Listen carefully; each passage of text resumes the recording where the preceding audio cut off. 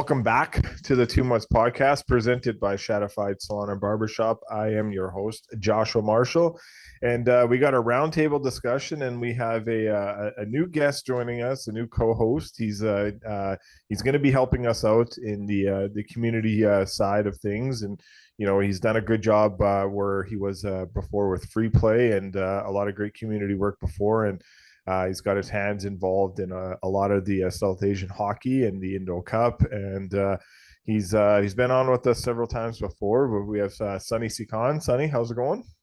Good, man. Always fun being back, and thanks for the intro. No worries, no worries. It's good to have Welcome aboard, Sonny. Yes. Thanks. Yeah, Thank you. Yeah, and chat with all you guys. That's good. It's good to have you on, and we have the other co-host with us. We got Clay Vanderham. Vanny, how's it going?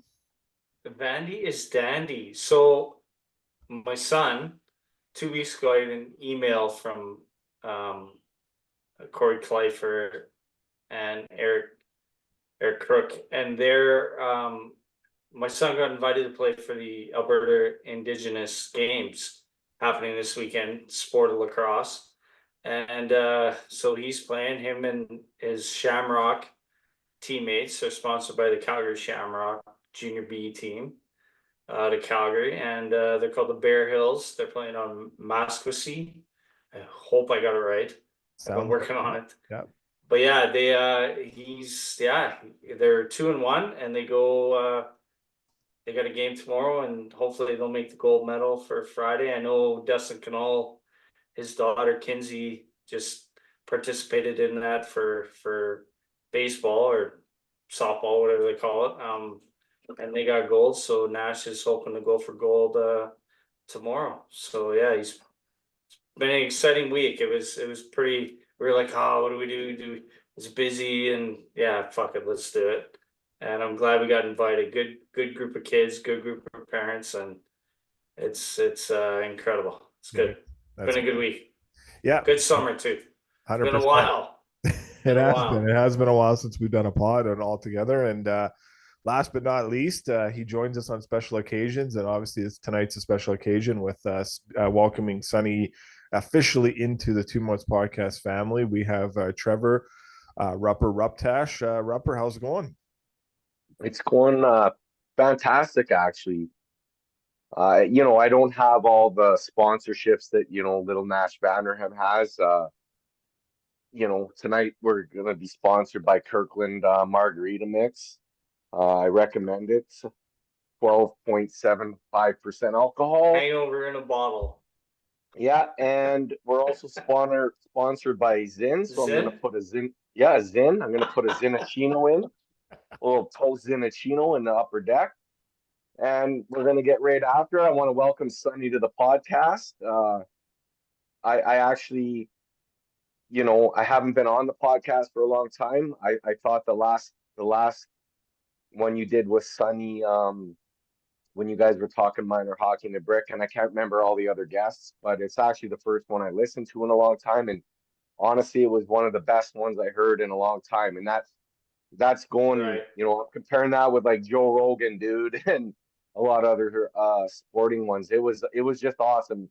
You guys knew your stuff. You guys were talking about some good quality topics. So it's nice to have Sonny aboard with us. Thanks, guys. Yeah, very happy to have Sonny on, and just an indicator. Like he's done a good job of we got Tarman B giving us a cold call. I wonder if we should get him in the pod. Pick it up, dude. Get him on. No, I'll call him back. But No, you fucking get him on. Well, cold call. Harm, we're in the middle of a pod. We got Rupper, we got Vandy. You're on right now, live. We're doing a live pod right now.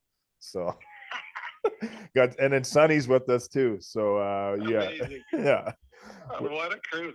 Yeah, so they forced me to take the call too. I should have taken it, and I did. So you're in. Literally, we just did the intro, so you can say a few words if you want. We're doing it live right now. I quit. How's that? Yeah, All good. You guys enjoy, buddy. It's all Okay, good. I'll give you a shout back Harvard B's after. at a loss for words. No worries. Yeah. Yeah. That's the first time ever. Good old Harmon B. Everyone knows him from Urban Metropolis. A good cold call, good guest experience. Hey, look, Sonny, you got so many people coming from the woodworks wanted to be a part of your call tonight. I wonder if Tony doubt. Barr is going to give us a cold call next to join in. But yeah, again, thank you for joining us. The guests that you've been able to get us on, and obviously Dampy Barr with being our last guest, and the success you've been able to kind of bring to our podcast with great intrigue, great topics, and great discussions. Intriguing conversations is what I would say, and you're looking at it at the growing this game at a different view, Sonny, and I think that's been really good with having you on. And I know you're heavily involved with the Edmonton Oilers in terms of like you're being a big super fan and kind of getting the intertwinings of that, but also the great conversations you have with the Brick and many other great things that you've had your hands involved in. The South Asian night, the Indo Cup, so many great things, and plus ball hockey, as we all four of us here have a passion for ball hockey too. So Rupper won half a season without allowing a power play goal on the penalty kill. So it's one of his claims to fame. So, but yeah, great having you aboard, my friend. And it's we happy to welcome you into the fam. And I know Brody McIntyre's not able to join us tonight. He's one of our other co-hosts that helps out, but he would say the same thing and welcome you in to the pod. But I can't really speak tonight, guys. I'm all over the place. There's so much going on. I'm stuttering. Let's get into it. Yes, let's get into it. What are we doing? Let's get into, well, Sonny, I don't know if you want to add anything to kind of what you will be able to bring to our pod. I know if you want to kind of dive a little bit more deeper into that for the listeners there. No, I'll be here to poke the bear and shit on the Leafs and the Flames and everybody but the Oilers. Yeah. But yeah, I mean, you hit the nail on the head. Like I'm not a coach. I'm not an expert. I've been around the game a lot, but like you said, I'm passionate about getting more people and more eyes on the game. And so you guys having those discussions, sometimes it's not always easy, but it's engaging. And so I'm really excited to that. And then it's just funny. Like, I feel like I've had a connection to every co-host, like including like Brody and Rupper through the Brick tournament with their boys. I'm pretty sure I played against Rupper in ball hockey, and Clay, I played against him as a coach, and then obviously you, Josh. So it feels like a family already, and I'm just excited. Nice. Yeah, it means a lot. And again, as we shared the other day on social media, our podcast has moved to 22nd in all of Canada for hockey podcasts. So you've been a huge add to that, of adding Zach Turner, Adam Mana, and other great. Yeah, I mean, do you think that happened by accident, or was it of recent events? Let's get into the recent events. Obviously, it is interesting because the most downloaded podcast we have ever had in the history, and this is episode 270 right now, was Holy our recent. fuck. Yeah, so we have 270 episodes in, and this is at 270, and over a good amount of plays. I shared that number with Dampy and Sonny earlier. So for listeners, we average pretty decent, but this episode that they did recently with us hit over the 10,000 mark. So that was a pretty good download in terms of it, knowing that in the most platforms we have for followers on Instagram, around 3,000. So yeah, we had over 10,000 engagements or downloads, sorry, I would say, to that recent episode. So it was a heavy conversation in terms of, growing in knowing what Dampy's doing with South Asian hockey. But obviously at the end of the pod, we definitely talked about the recent events in terms of my tweet that had changed quite a bit. So I guess we'll go to Rupper first here. I just want to kind of get his take on everything that's happening with the Oilers, Rupper. Get your thoughts on Broberg and Holloway, Evander Kane. Like, where are you at? Everything, Stan Bowman coming in. I know you haven't been on since that has happened too, but where are you at with everything that has happened with the Oilers this off season? I think at the end of the day that this is a business, right? It's a business first, and you look at the St. Louis Blues, and I'm an Edmonton Oilers fan, but you can't tell me if I'm sitting on the other end of the table and I'm St. Louis that I'm not going to try to offer somebody, or whether it's St. Louis or Montreal or whoever. I felt like these guys just went to game 7. They see something in Holloway and Broberg, and I would do the same thing, regardless of whether people think it's right or wrong. It's a business. Now, when it comes to the social media aspect, and you know, you go out with a tweet and you're hearing things and other people are hearing things, and what does that even matter, and who even cares what you say or Bob McKenzie says or whoever else says? That's why I got this little troll doll on.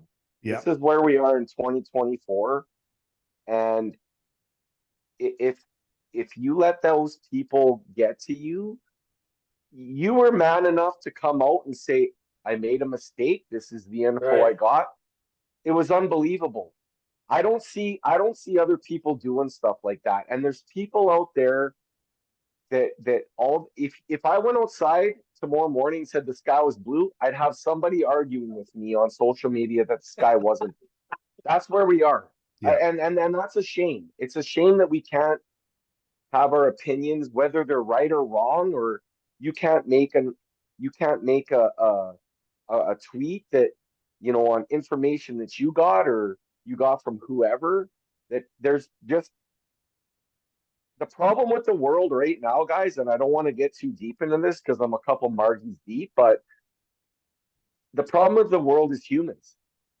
If you took humans away from planet Earth, this place would be thriving and unbelievable. The second we introduce humans and their mannerisms and everything like that, it's an absolute shame that we can't go out there as You think a it's person. humans? It is humans. That's what it is. I think it's electronics. Yeah. You know what? It is what it is. Josh can't even go make a statement without and retract that statement and say, I'm sorry for that statement. This is the information that I heard, without 50 million people going, and I know it's not 50 million, Yeah. but without people going, oh, I knew you were going to be wrong, or, you know, you've been Yeah. wrong more than you're right. Like, what do people wake up in the morning and honestly go on X or Instagram or whatever it is and look at the negative? Like, look in the mirror, the sun's shining, the grass is growing, you're breathing air, you're 6 feet above ground. Like, let's enjoy that. What do we got to hack on the 2 Months podcast for information that Josh got that ended up being wrong? How does anybody ever look at Bob? Bobby Margarita's got stuff wrong before. Do they go after him? 100% they do. But why? I don't understand the mentality of social media and the mentality of people to always try to knock somebody down or be so negative in their life. Like, I'll right now, I'll say this live on this podcast. If any of these people that come after you or this podcast want to step up, get on the podcast, we will bring you on. 100%. I'll bring you on. Josh will bring you on. Let's talk about it. Let's 100%. talk about it like people. Quit Exactly. hiding Let's behind your debate it. keyboard. Let's debate it. Let's debate it. Quit hiding behind your keyboard and make you have 200. These people have 200 or less followers. Nobody gives a shit. That's the truth. Yeah. That's the truth. And for you to wake up and try to slag somebody, and it's not just you, Josh, it's everybody. And like, I know I'm going off on a tangent here, but I told you I woke up fucking hot today, and it just kept snowballing all day. I just kept stewing about it and thinking about it, and I'm just like, these people have no balls to step up and speak to you face to face or man to man or come on and even debate it and just talk to it like grown humans. It's sad, Josh, and I'm sorry I keep going here. I'm gonna have a sip of my margarita. You guys take it over. Vandy, you go ahead. I'll give my thoughts kind of after we go around the table. No, Vandy, you go ahead. it's And funny sorry, because we got I'm home. fucking right back into it. I'm sorry, I'm interrupting. I didn't even answer I Josh's got question. home. I got home from Nash's lacrosse game today, and we're cooking dinner and pop on the NHL Network, and boys on the bus are on, and Kevin Lowe's talking, and if everybody has watched the movie or the episode or whatever, the Sports Illustrated came out with what they called an expose about the drug use, and he goes, it was my first. Kevin Lowe says this. It was my first realization that how good we were and that we were on top and how everybody wanted to knock us down. And to me, these two, offer signings, and you can go deep into the conspiracy theory about Ken Holland, and we can go into that and how Armstrong, they're buddies, blah blah blah. But it just goes to show you the league or other teams are gunning for the oil. That's how good everybody thinks we are. We're the next in line to essentially become the Stanley Cup champions, and they want to. Everybody's trying to knock us down, and you gotta take it with a grain of salt and just roll with the punches and hope that Jeff Jackson and his team are going to do what they feel is best for the team. And I mean, we're in this position because where we are. Yeah. And we can get to your points after, but I mean, to answer your question is where I'm getting at right now. Yeah, no, for sure. Sonny, your thoughts on the whole situation and what you see as a super fan here, and any of the comments that Vandy and Rupper had thrown out there too. If you want to... Yeah, I think I agree. With both general themes, like Vandy. That's the first thing I thought of is if I was another GM and you see that Edmonton's lost 3 years in a row to the team that went to the finals, you lost in Game 7 this year. And all of those teams, maybe except for Florida, they used every rule in the CBA that's allowed to them. They used, it's not capture convention, but they LTIR'd, and they beat the Oilers. So, yeah, I mean, it's as a fan, it's frustrating, and you go to wondering if we could do things differently, but it's also exactly what Clay said. It's these guys they're trying to throw up roadblocks before training camp even starts, right? So that tells you what the rest of the league thinks about it. And honestly, Edmonton as an organization in a city really can't be too mad. We offer sheeted Thomas Vanek. He got matched by Buffalo, and then we offer sheeted Penner, and we got Penner, right? So these are tools that the Edmonton franchise has used, right? So it's not like we haven't used the playbook. So yeah, I agree. It's a CBA. It's in the CBA. It's a mechanism that you can use. Is it used often? No, but it's definitely in there, and it's accessible to any other organizations that want to do it. And there are still a lot of great RFAs still out there that are unsigned. So maybe this is the start of a crazy trend before training camp starts, or it's obviously the first time in NHL history that two players have been targeted at the same time. So, and listening to Elliot Friedman today on Oilers Now with Bob Stauffer, it was not really that hard to convince Broberg to do it, but it was more harder to convince Holloway to do it, and he finally did it. So, and one of the reasons why Holloway, it sounds like that he did it without, Elliot getting, it's getting it from his secondhand sources, not from Holloway himself, is that the Oilers offered a 3-year deal in the range of a $1.3 million contract. So they went for term, longer term, but less money, and more of the fact because Holloway said, if he was to foreshadow to score a lot of goals, you know, the Oilers would be worried about losing an arbitration case down the road with him. So the Oilers tried to get as much term as possible. So we'll see where it all goes. They have obviously 5 more days to consider this, where we haven't heard from the Oilers yet. The Oilers haven't commented on terms of like, are they going to match? Are they not going to match? But, you know, a lot of people consensus think they'll match on one player and they won't match on another player. So we'll see there. Vandy, it looks like you want to kind of say something on it. Well, I'm like, listen, are we like, is Holloway the be all and all? Like, is Broberg like,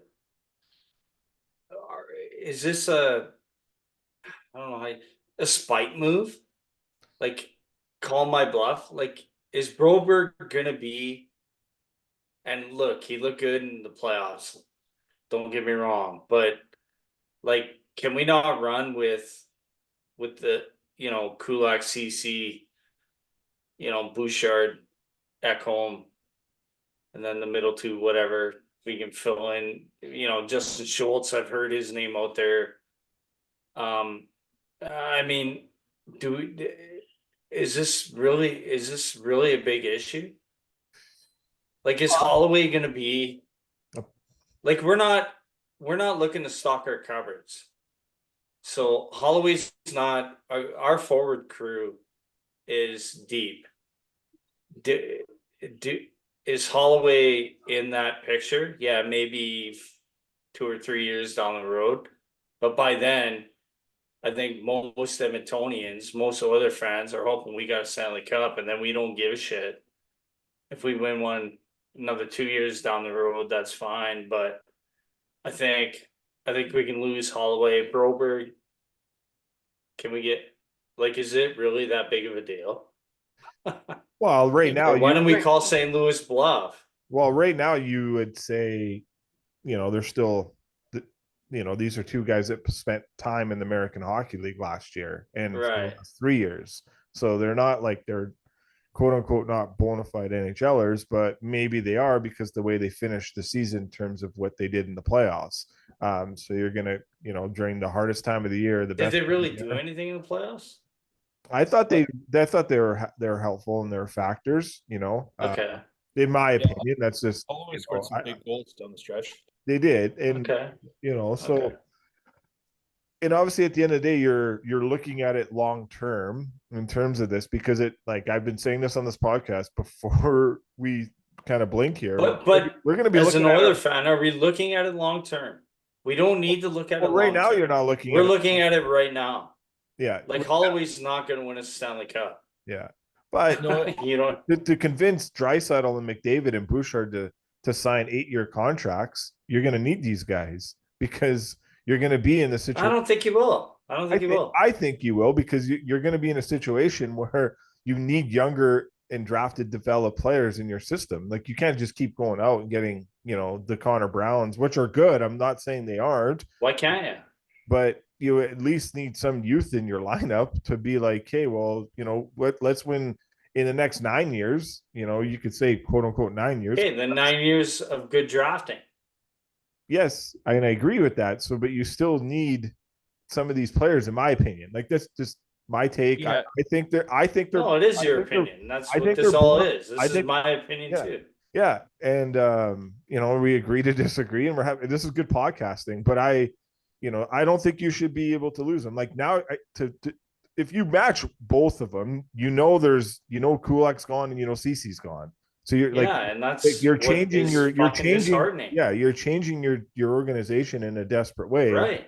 Elliot said on 32 Thoughts podcast, he's like, probably CC was having a decent summer because he knew he was coming back. Now with this, there's an uncertainty for Cody CC. He probably just quit lifting weights. So, yeah, maybe, but it's going to change the dynamic of this team. And also, how's that fit Rupper for you? Like, in your mind, in terms of these 2 guys, if the Oilers do match these offers, what are the conversations going to be like with those 2 players in that locker room? Is it going to be a good conversation, bad conversation? Or, like, we all know most players are for getting the most amount of money, but you take the money takes less money for the next guy. So do you think there's going to be a problem in that locker room, Rupper, in terms of like? No, I don't think there's a problem at all. And the people that say there is, they have no idea, Okay. and neither do we. But Correct. we Incorrect. have our opinions, and they have their own opinions, and but it's not like at the end of the day, these guys are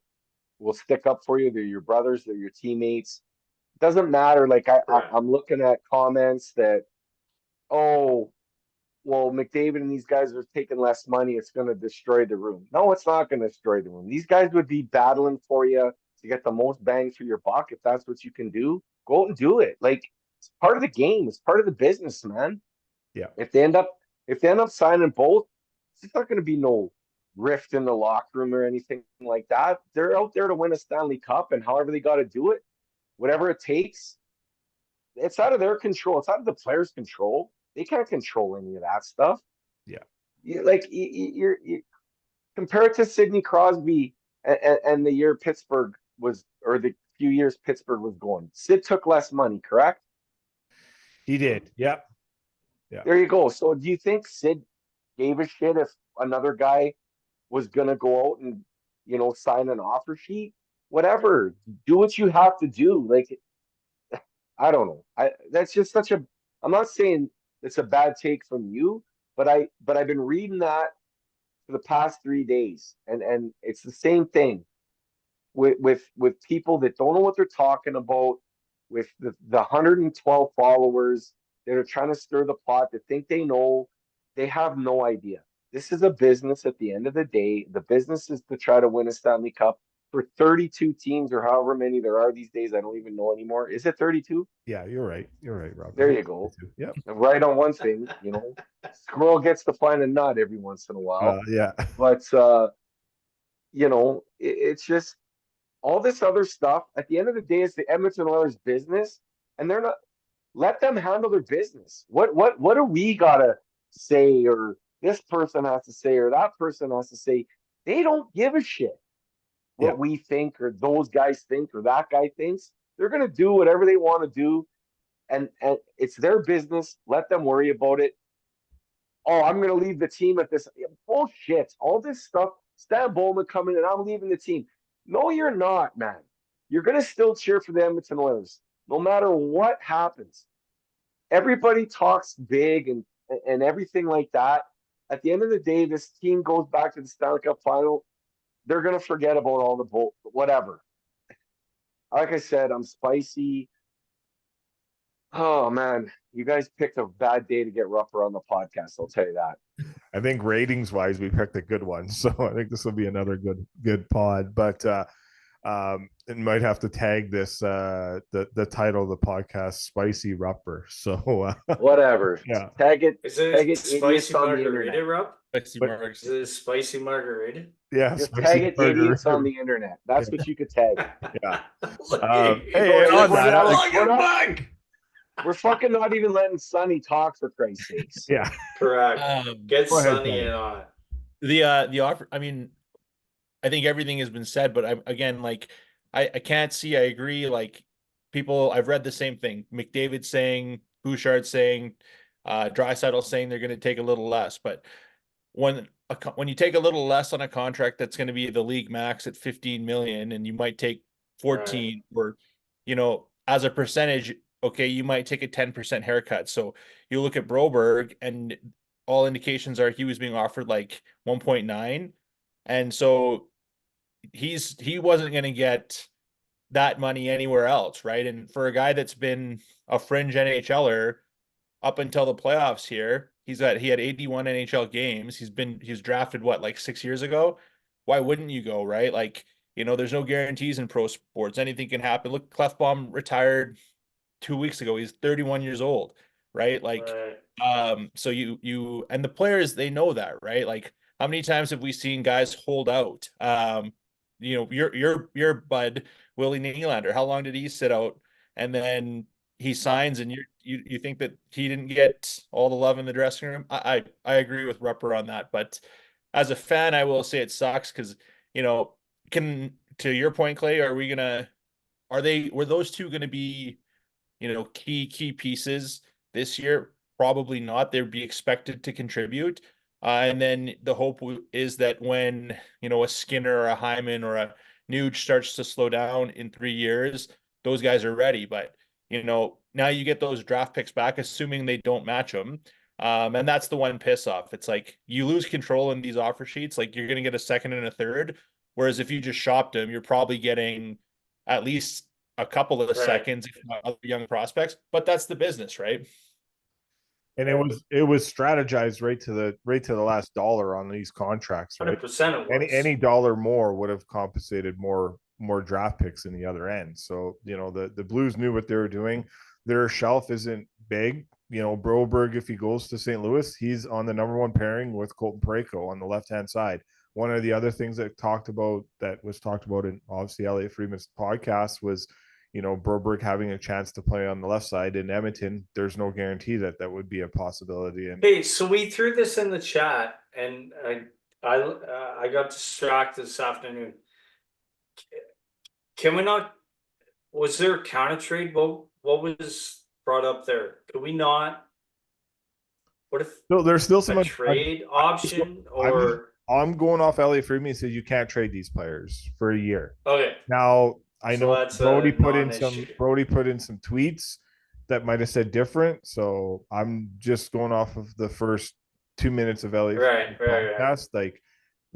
I could be stand corrected. Maybe I heard it wrong on his podcast, but in the first 2 minutes of the 32 Thoughts podcast, he said once those contracts. So the Oilers can't counter with a trade. As far as I know, no, but maybe Sonny more. I don't know. Then squash I couldn't quite understand it. Like I'm not a lawyer, but it's like I thought I read it that the offer sheets were tendered, and so we have to match it with St. Louis or lose the players unless we have like a trade where we move the same players to St. Louis and receive different compensation. But once they're either in Edmonton and locked down on the offer sheet, or they're in they stick with St. Louis, then they can't be traded for a year. Because I thought it was like to prevent a team like let's say Edmonton did get mad that one of these guys forced their hand. That rule was in place so that like you don't retain them then to like flip them for nothing because you're pissed off. Right. Situation.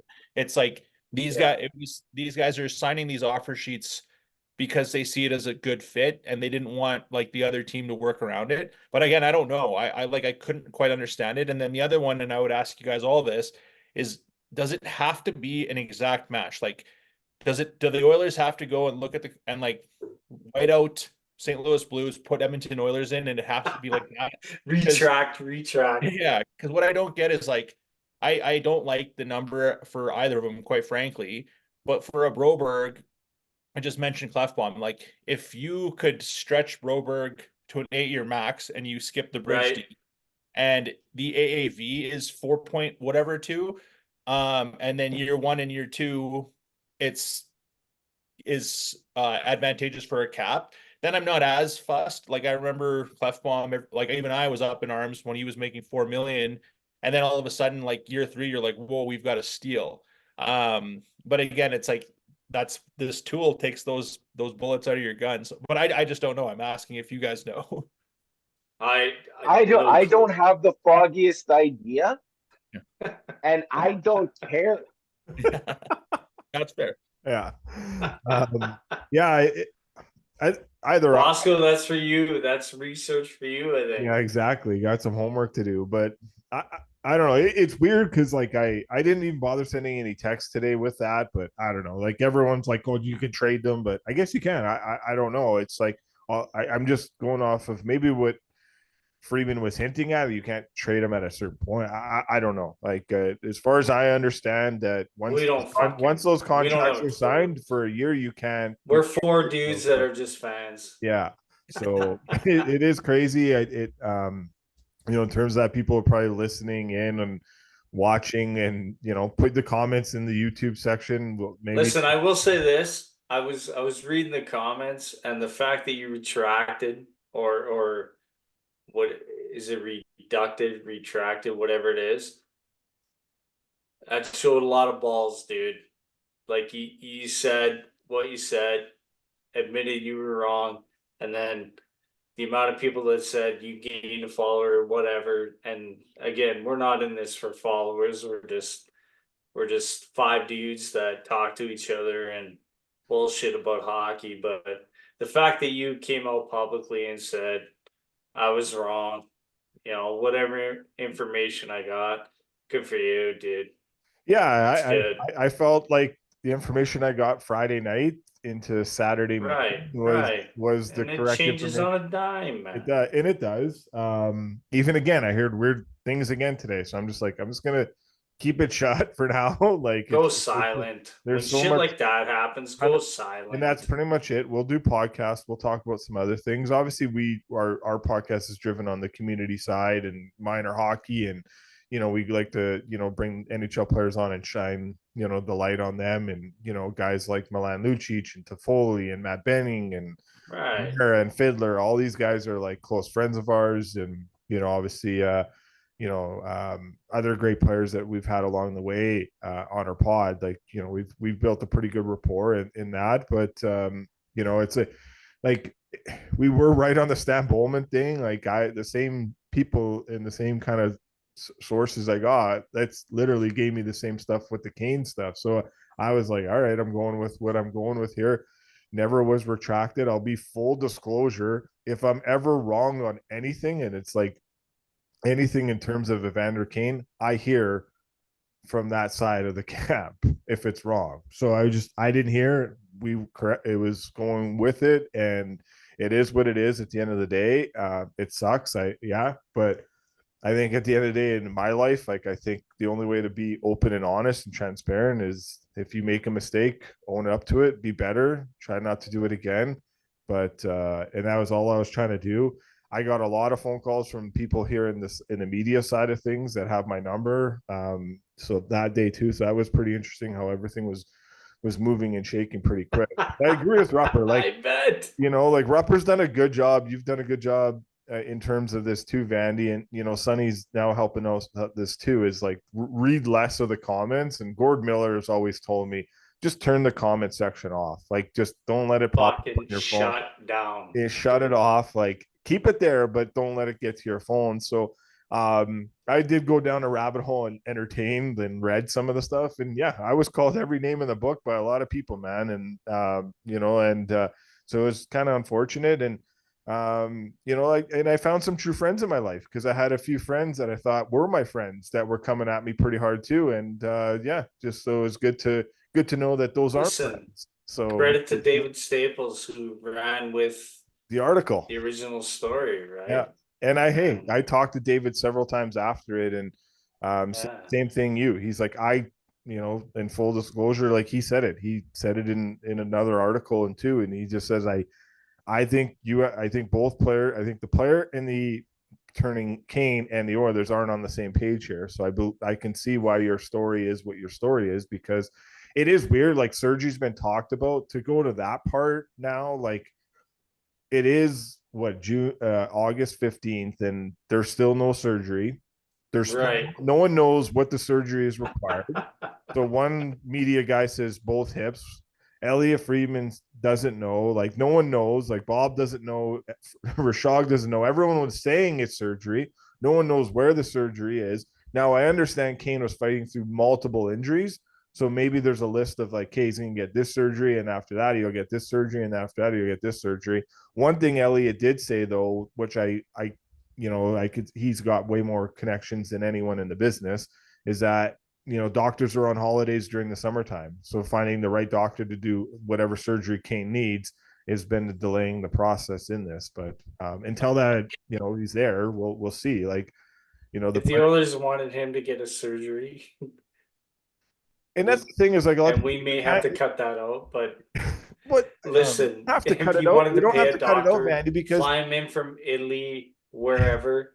Yeah, but this is my whole point is like in terms of this, and I'll finish this thought. We'll move on to some other things, but I'm not cutting that part out because it is, and I'm not going to get mad here, but it's happened for so many years in the NHL. NHL teams dictate whatever the player does. Like whether you're going to have the player play for you or you're not going to have the player play for you. And it all started in Toronto. Do. Well, the teams do. Sorry, the teams have full, like, yes, I know the CBA. They're like, you can't force a player. Well, Joffrey Lupul was healthy. Like, he could have played. Like, Nazem Right. Kadri stood in front of media and said, "Yeah, I skated with him yesterday. Looks good. Looks like he's going to be a player for us this year." Lou Lamoriello comes out the next day, done for the year. He's got hip tightness. And then Jared Cowan, hip tightness. Stefan Robida, hip tightness. Like it was Robida Island, and that was created. Multiple teams have done it in the National Hockey League. So it's not new.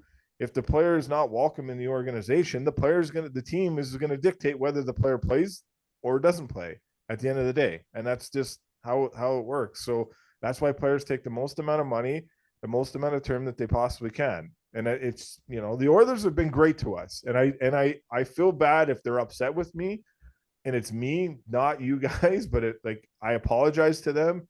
So, I get it, but again, at the end of the day, they've been great to our podcast and great to the minor hockey kids that have been in our programs.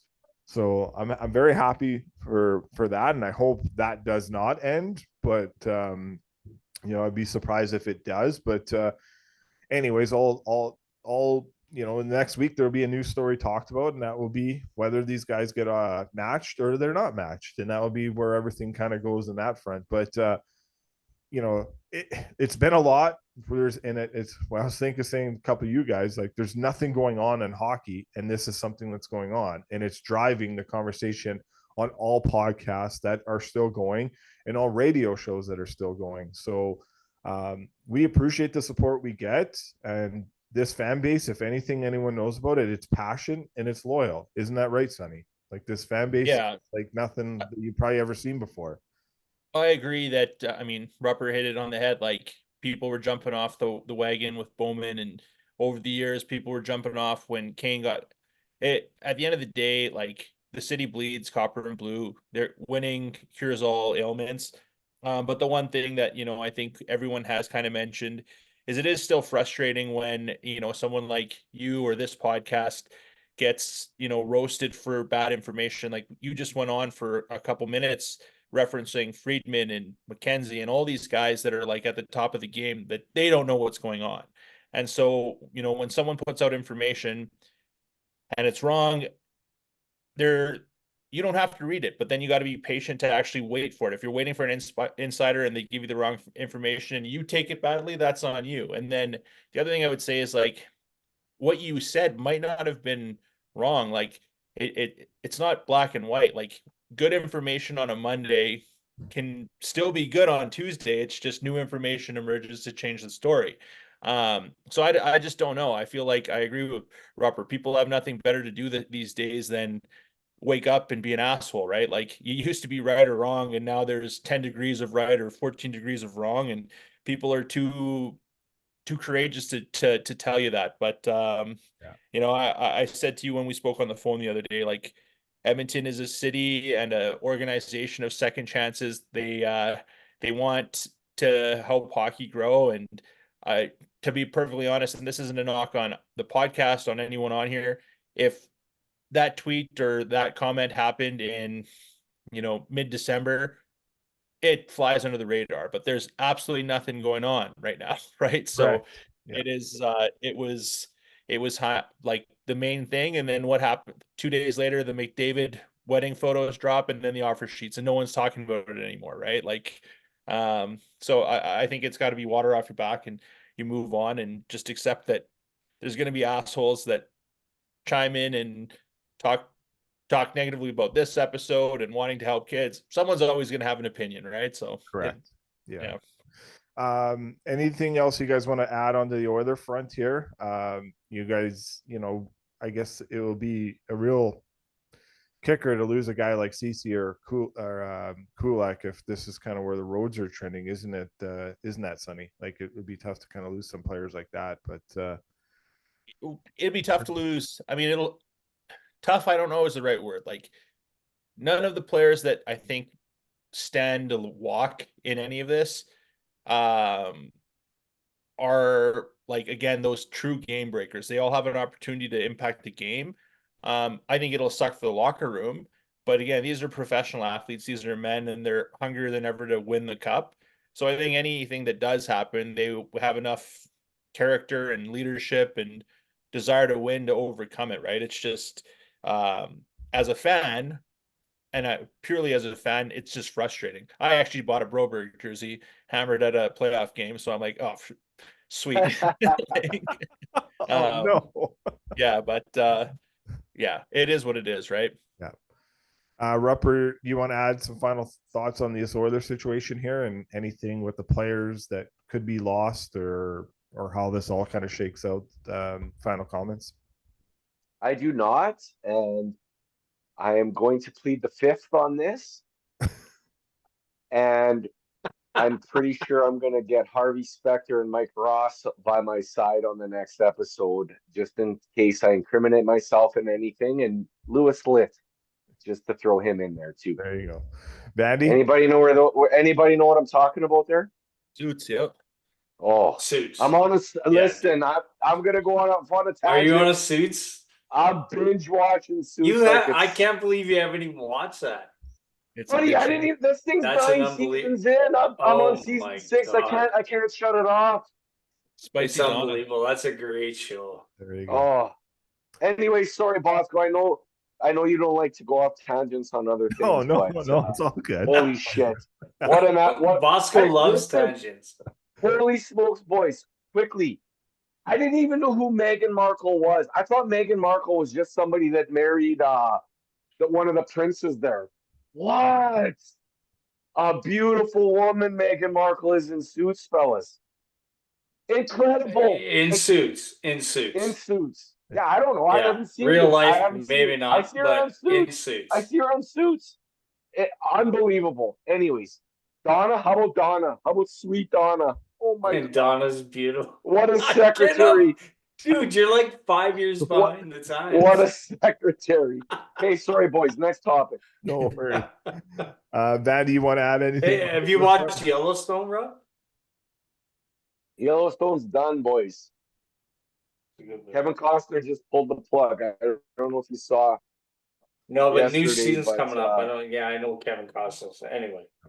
There might not be a part 2 of season 5. Kevin Costner is leaving. Anyways, tangents. I'm getting off topic here. I'm sorry. Oil talk done. Yeah, exactly. Last thing on the Oilers, obviously former Oiler Kyle Brodziak. Thoughts and prayers to his brother and his nephew.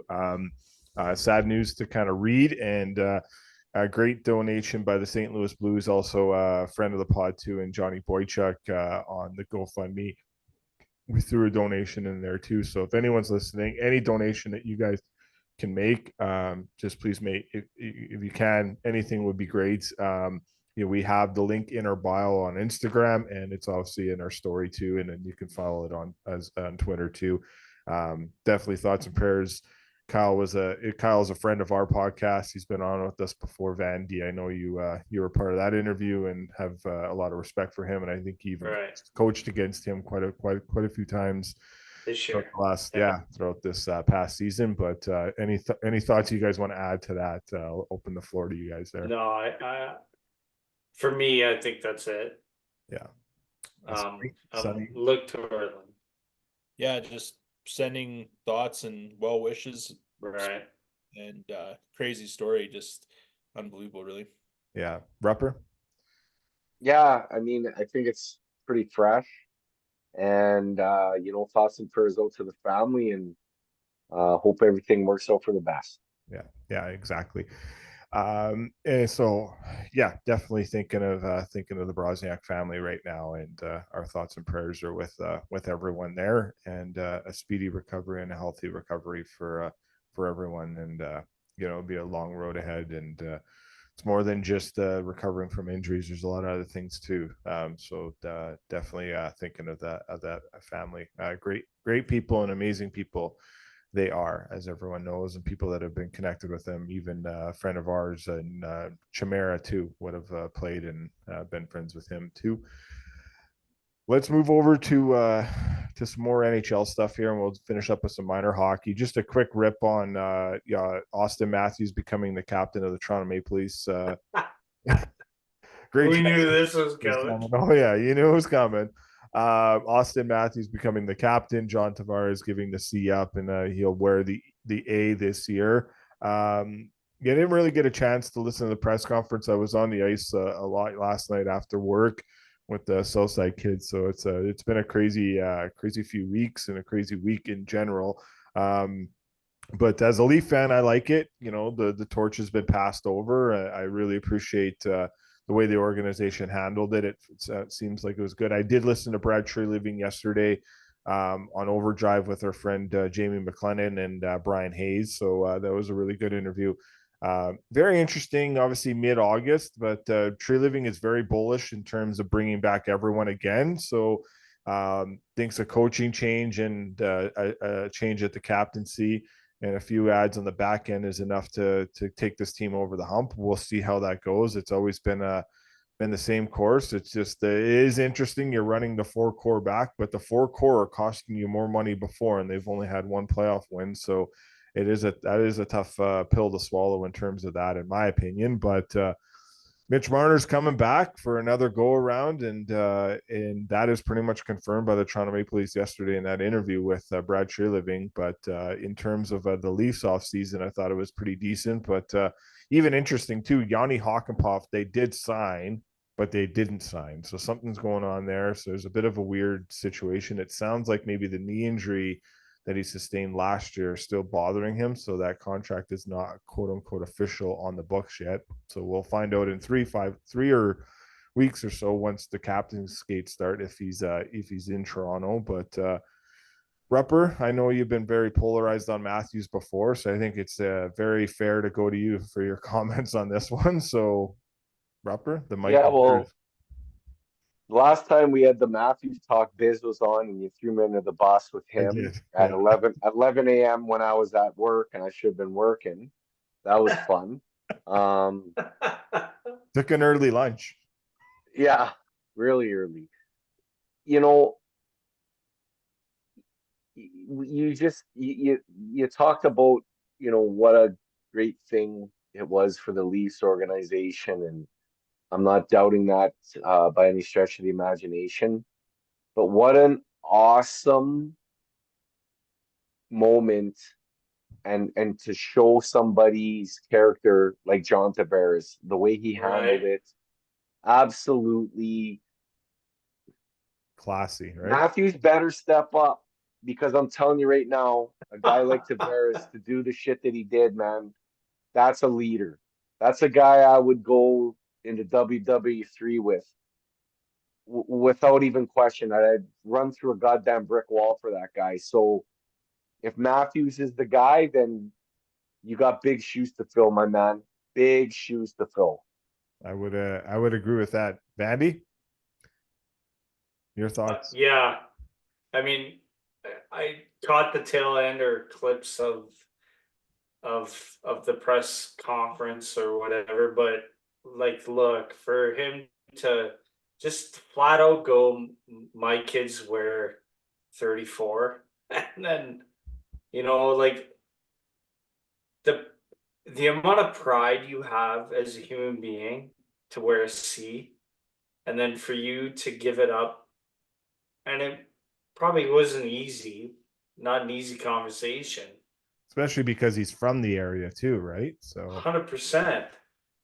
But for him to know that he's probably got a year left, maybe a year or two left, and who knows where he's going to go after. But hey, Leaf fans, I think we know where Austin's staying. Like, it's a pretty big thing for Leaf fans, no? well, Like, he's going into Austin isn't going to get to see, and they go, I'm going to. Yeah, he signed a contract extension last August, so he's got a new 4-year deal. That's kicking. Yeah, but I mean, everybody was talking about him going to Arizona, Los you know, Angeles, like when he's yeah, right. and So yeah, he good. Yeah, Sonny, your thoughts on this whole situation here too? What you think? Yeah, I don't think it was a surprise. Like, truthfully, like he probably would have been named C before Tavares was, but like there was that incident, Right. he was boozing and probably bad PR. And I don't know, I grew up with the lesson that, like, it doesn't matter what letter you have on, like there's a good chance that most of that locker room looked to Matthews like the captain anyways, right? Like whether it's an A or a C, I agree that there's a huge honor and a pride when you wear it, which again, in this instance is just such a testament to Tavares' character. But like, let's be honest, like Matthews probably has been the captain, acting as the captain for at least the last couple of years, right? So I think it's a good move. I don't know. I think it's going to take more than Matthews being the C to get through a round of the playoffs.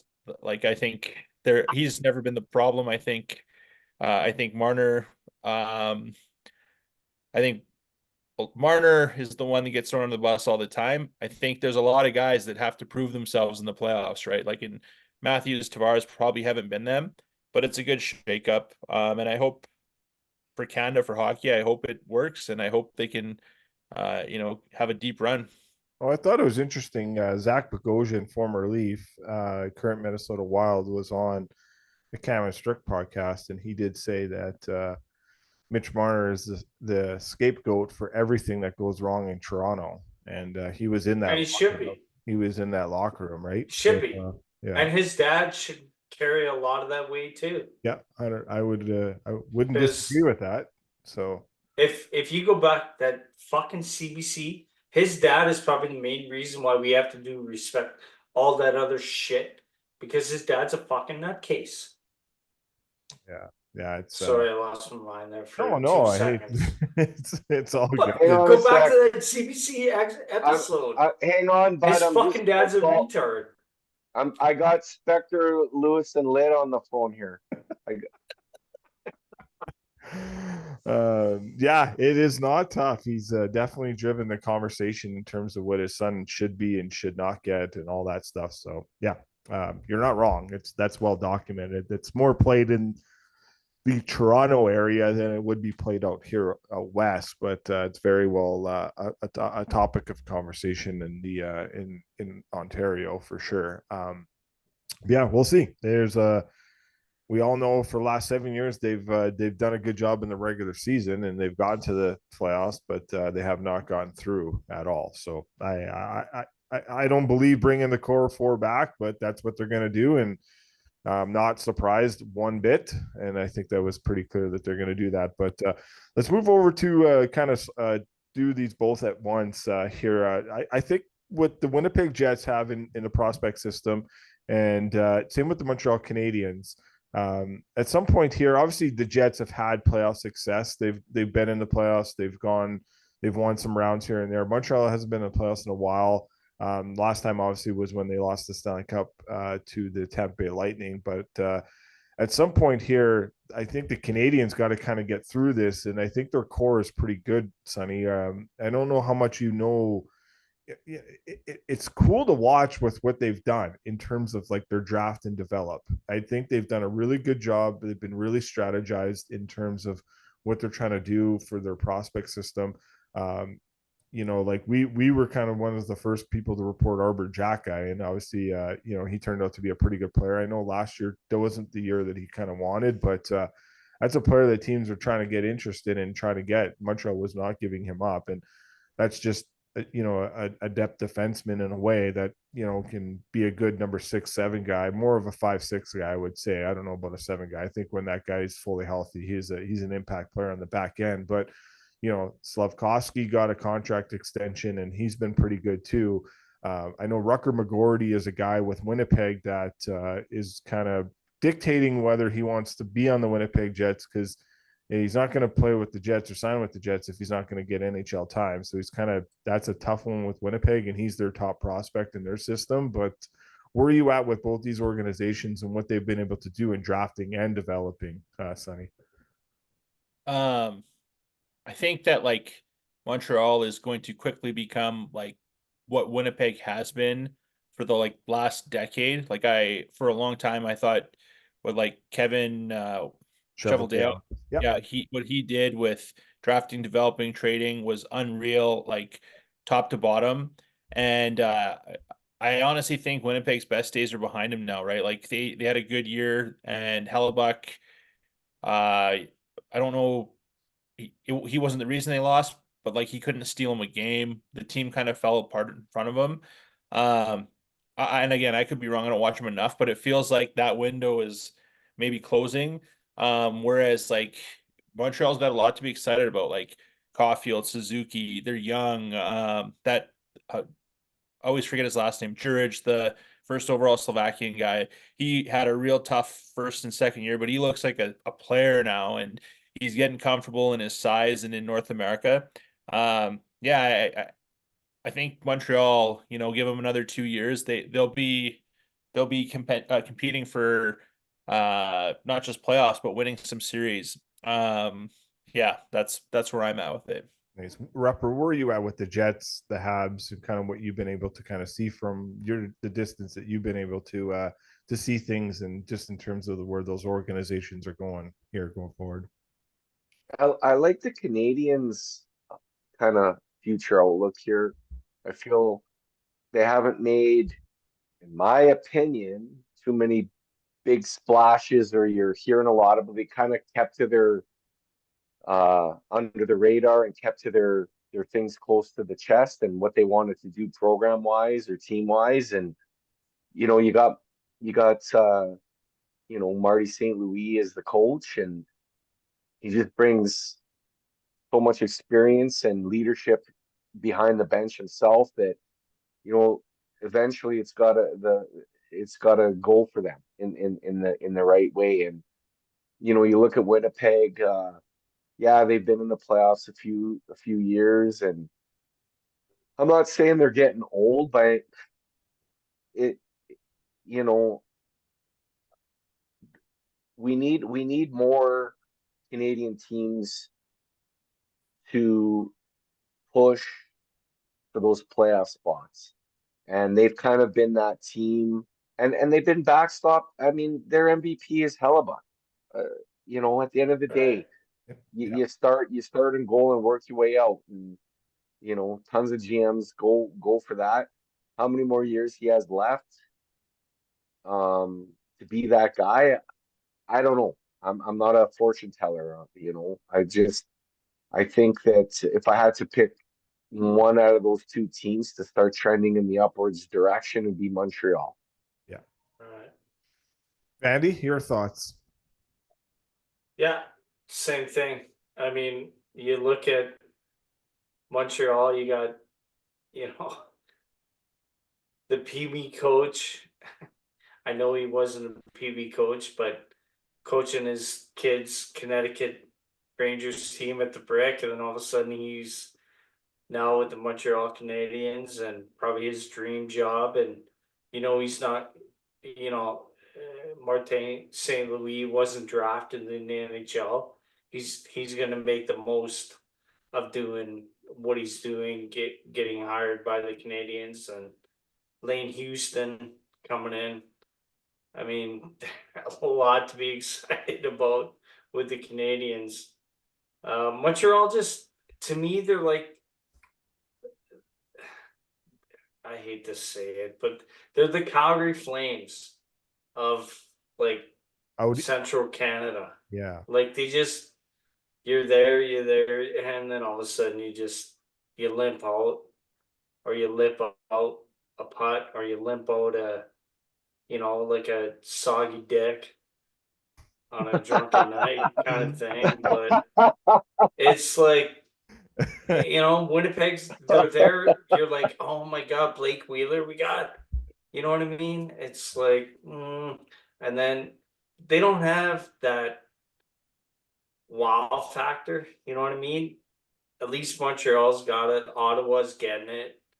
Toronto, to be desired, but I would be very interested to see where the Habs and the Flames are in the next 5 years, compared to where Toronto and Edmonton are in the next 5 years. Like, that would be interesting to see, because Calgary's done a pretty good job drafting and developing too. The Calgary Flames have done a good job with it. Like, they've started to give their young guys some opportunities here too. Obviously I'm biased to that. Close to the Flames organization and whatnot, but where are these teams at in the next 5 years? And I guess you can throw Winnipeg still in the mix because Halibucks and Scheifele are starting new 70. Winnipeg's like if I can compare it to an NFL team, I don't follow the NFL team, but if guy, I don't know if you guys do either, but they're like that.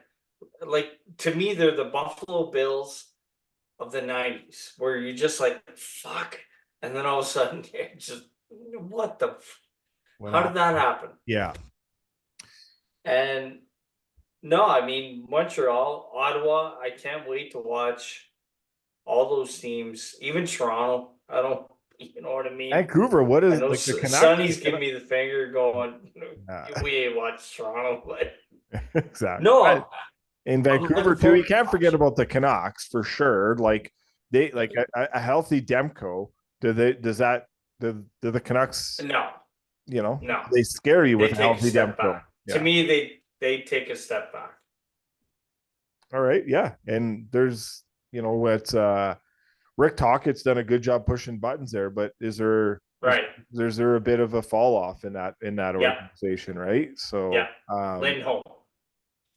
Yeah, well, he's not there, right? So agreed. Like, that's a big loss. 100%. Yeah, like he did drive their bus in the playoffs, and he's always played good against Edmonton in his career. And now he's in with the Boston Bruins, right? So, but yeah, and DeBrusk ain't Lindholm. Sorry, Louis. No, but the biggest comparison was DeBrusk stats to his career up to Hyman stats. And the contract's the same. Oh, for fuck's sake! That was the Canucks Twitter pretty much comparing, those two players together. And Louis was doing the same. Obviously, that's for his son. He's comparing it too for his own kid. But he got a deal. Sonny, you were going to say something? Go ahead. And DeBrusk ain't playing with McDavid. No, he's definitely not. So like that Hyman argument, I mean, I would love to have DeBrusk on our team. I love that type of player, but I don't think he covers off. And no disrespect to him, like I said, I would love to have him. Lindholm's like a sneaky good player. And he's a really good two-way player too, Lindholm, right? So I don't know if this is I'm gonna make sense. I'm gonna have to go back now and watch some Jake DeBrusk highlights and see if he gets to the dirty areas like Zach Hyman. I don't like that comparison one bit. No. Making that comparison doesn't sit well with me because they're from BC. Most BC hockey minds. I don't care where he's from. I'm just never went to the dirty areas anyway. Well, whatever. Like, I'll call it. Every time we went to BC, we mopped them up because they couldn't hit. Yeah, well, whatever. I was just saying, like, if you want to make that comparison, compare it to something that's realistic. I don't compare it because I look at Zach Hyman, who never takes a game off, and I look at Jake DeBrusk, who has a history of taking games off. So. I can't speak on that because I don't get I don't have the NHL package and I don't get to see a lot of Boston games. All I'm saying, and I was fortunate enough to watch Zach Hyman the last few years, but that guy goes to the dirty areas, and that's where you score goals in the NHL. Correct. You go to the dirty areas, you go to the blue paint, and you're going to get rewarded. If you don't want to go there, you're not going to score. End of story. Right. Whoever's making that comparison, whether it's Lou, and that's fine, it's your son. I have no idea, or Vancouver fans, but let's compare apples to apples, not apples to oranges, right? Yeah. Well, you're comparing 57. What did Zach get? Yeah, he was around. Yeah, he got up there, and I think DeBrusk is, he's a 25 goal scorer all day long. 30 guy. Yeah, he's a 30 goal guy. Correct. Right. Maybe he's a 30 guy. Like he's a 30 goals, 30 assists, 60-point guy. But Zach Hyman's on pace. I would say this year, I know the season hasn't even started, but projected numbers are just projected numbers at the end of the day for 86 points. He had 77 last year. Is Jake DeBrusk getting you 77 points at any given season? Who knows? I don't know. Like, the Canucks are going to be an interesting to watch. He might not. Like, he might just be one of those kind of guys that gets you 30 and 30, and that is not bad either for $5.5 million. I'll you'll take that all day long. But is he getting you 50 some goals? I don't know. But that's what a lot of people think in Vancouver. That was why they took the signing, and Good. that was their Take him. comparable. Yeah. Take The him. bigger We'll see you in the playoffs. bigger question is going to be, how does Pedersen bounce back? And then I don't know if this is going to make any sense, but they remind me, the Canucks this year reminded me of like the Oilers would have been like 2017, maybe 2018, where, you know, Luch was still on the team, Maroon. We had Desharnais that year. We lost in the second round to Anaheim, and all year you knew the Oilers could be good. And a lot of teams kind of still took the night off against the Oilers, and then by the time teams realized this is a legit team, it was too late, and then playoffs came around, and then famously the next year they missed the playoffs, right? Yeah. So that's what I'm going to be curious to see is like, Bingo. you know, I think a lot of teams got caught sleeping, like thinking, oh, this is going to be a cakewalk, and they got their show run. And they took Edmonton to 7 games, and it was a great series, but duplicating it when people are now Expecting it.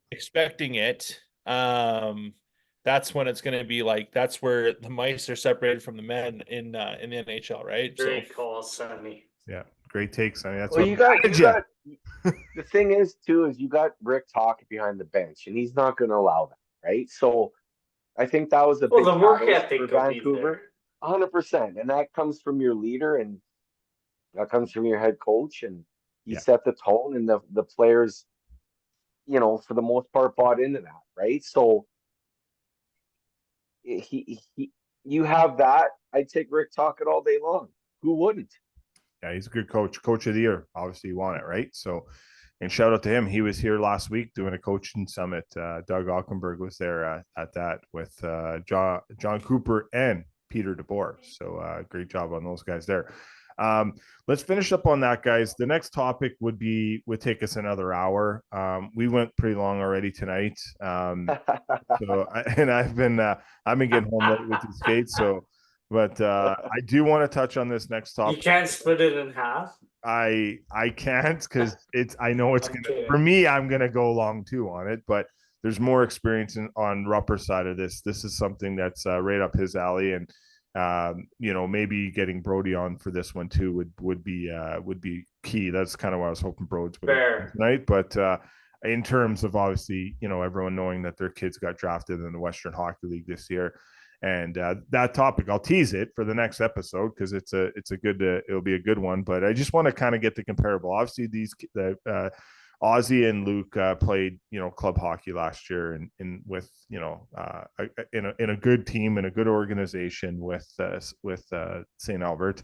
So I just kind of wanted to get, you know, the comparables, and in terms of that, and just kind of seeing, you know, that versus what all the other things are going on in the city, and you know, kind of breaking that all down. But I think maybe a little bit more homework, more research, and 1,000,000%. Yeah. Before we start getting into that. Yeah. So I know it's been something we've talked about a lot on our pod, and we've had, you know, snippets here and there, but I definitely want that to be its own podcast in as well. And I do want to offer a mic to even having Dampy Bar, maybe even a part of that too. So down the road here, you know, but just getting a good roundtable discussion. But so obviously we'll have our internal group chat more about it. And then, you know, hopefully this summer before August ends, we could have a podcast on that alone, because I think that will do great justice in terms of it. Obviously, you know, breaking it all down. And I think there's avenues for every kid to have a lot of fun and success. I'll advocate for that. It's just, we're trying to find more of a great homework and great conversations in terms of like having the right research and, you know, putting it there. So kind of jumped the gun in terms of kind of teasing that, but I think that would be a good episode down the road here in the next few weeks. But everyone, Sonny, we'll go around the table for some final comments to close out. Anything you want to add before we sign out here? No, time's ticking for the Oil here. Next 5 days will be interesting. Yes, for sure. Vandy? Likewise. Yeah. Go Shamrocks. There you go. Go Shamrocks. Yes. Rupper?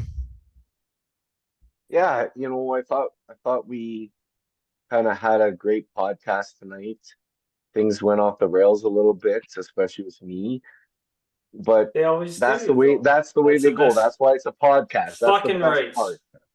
Rupper, you have no idea how many messages I get at times to get you back on because I was Well, saying to Sonny you know earlier, what? like I know you've been busy and the kids coaching Oh, and all that, but you are it's been you are a hot psychotic. It's commodity. And been now yeah, I know, Costco's going to man. be your sponsor.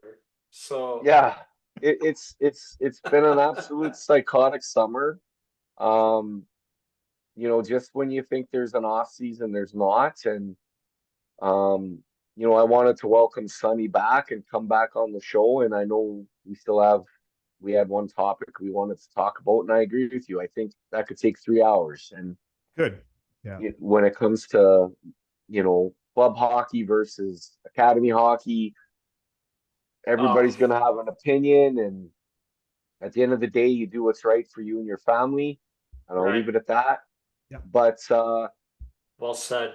I think the best part of tonight was, you know, us just getting on and shooting the shit and giving our opinions on stuff, and whether they're right or wrong, it doesn't matter. And if it's triggers a guy off tomorrow morning, then screw him. You know, if we reach some people that love to listen to the show and, you know, love me going on a tangent here and there because I was a bit belligerent tonight, then that's fine too. Yeah. We just I think we need to just all settle down, and, you know, we're all passionate hockey fans and we're all passionate about life, and, you know, start listening to each other a little bit better. And you know, if Clay's got opinion on something and you have an opinion on something and Sonny has an opinion on something, doesn't mean you're right, doesn't mean you're wrong. It's just your opinion. Yep. And Listen. I think the world would be a better place if we started doing stuff like that. Right. Jesus. Agree. Very well said, and that's a great way to Moscow, I'm telling you, Rupp might have just saved WW3. He might have. He might have. All right. Okay. Well, everyone take care. Have fun. Again, thoughts and prayers to the Broziak family. We're thinking of you guys, and everyone, you know, love you all, and we'll chat with you guys next week. Thank you so much.